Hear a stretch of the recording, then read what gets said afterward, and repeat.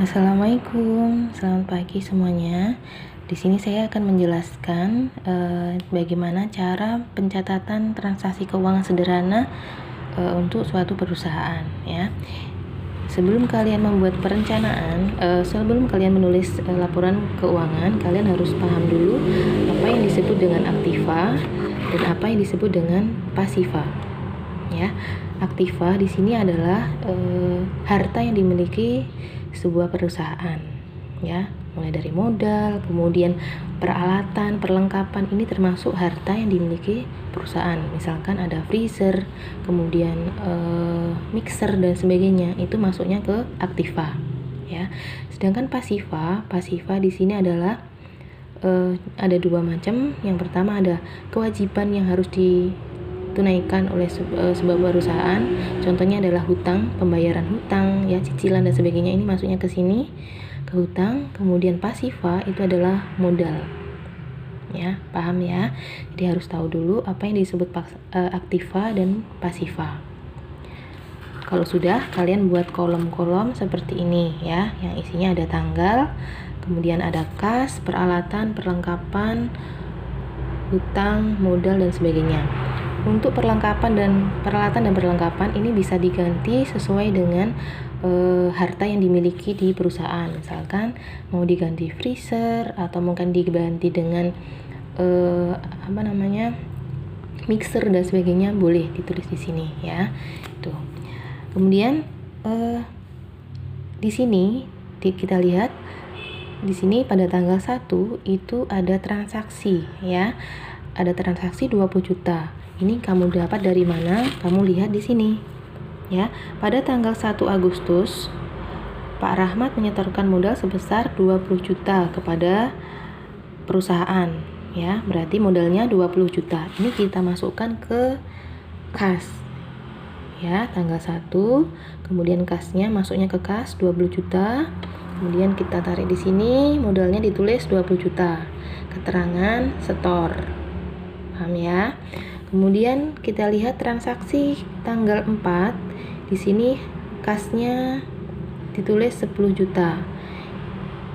Kenapa kok 10 juta? Karena setelah mendapatkan modal 20 juta, kita lihat di sini, ya. Pada tanggal 4 Agustus membeli secara tunai peralatan untuk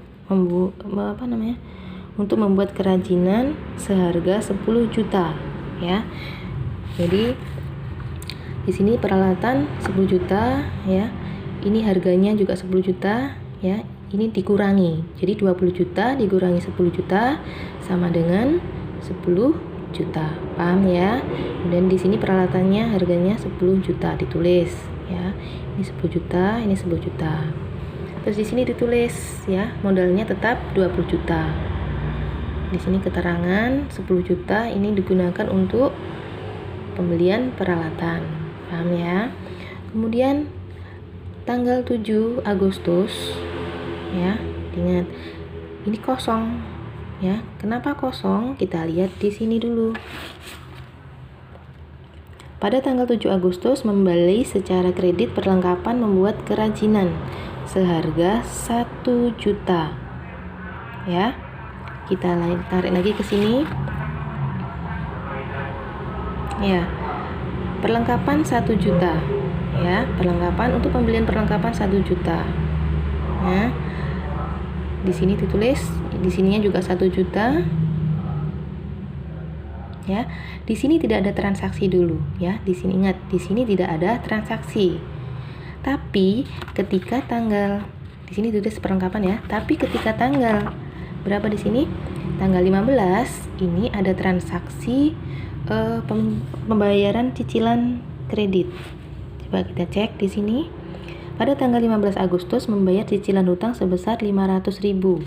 Nah, kita tulis di sini 500.000, ya. Jadi tadi kan awalnya kan modalnya 10 juta dikurangi 500.000, totalnya jadi 9.500.000, ya. Ini masih sama, tetap tidak ada perubahan. Ini tidak ada perubahan. Nah, di sini, ya kan, tadi kan di sini hutangnya kan 1 juta, ya kan, hutangnya 1 juta untuk membeli perlengkapan. Kalau cicilannya 500, berarti di sini cicilannya tinggal berapa? Tinggal 500. Jadi hutangnya di sini tinggal 500. Nah, ini modalnya masih tetap, terus kemudian ini ditulis cicilan. Ya, caranya sama semuanya ya. Jadi transaksi apapun di sini ditulis ya. Jadi di sini tanggal 18 Agustus ada penambahan kas sebesar 15 juta. Kita cek di sini. Jadi kalau kas ini biasanya ini kita harus ngeceknya di sini. Ya, tanggal 18 Agustus ya menerima pendapatan kerajinan sebesar 15 juta. Nah, ini kan.